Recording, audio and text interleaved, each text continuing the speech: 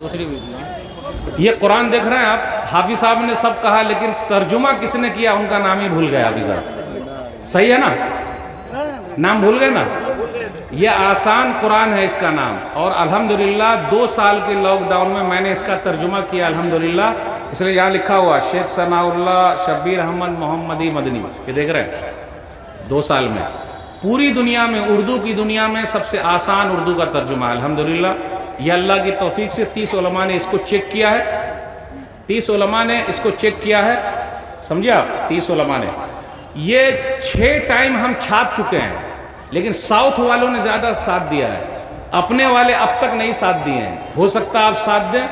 ایک قرآن پر گفٹ اور ہدیہ آ رہا 270، بس ہم 7 ٹائم یعنی 7ویں مرتبہ اس کو چھاپنا چاہ رہے ہیں۔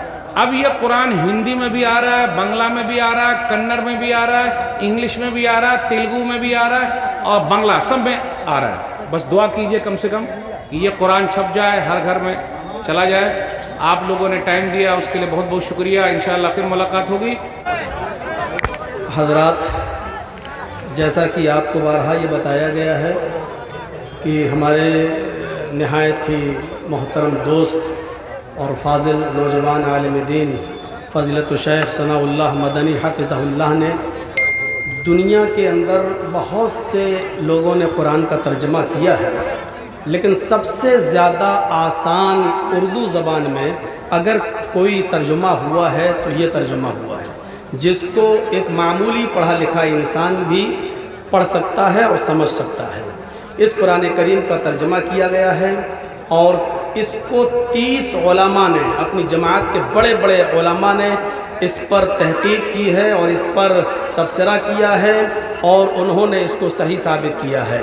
تو آپ سے میری گزارش ہے کہ اس کو ہر مسلمان اپنے گھر کی زینت بنائے اور اپنے گھروں میں رکھے۔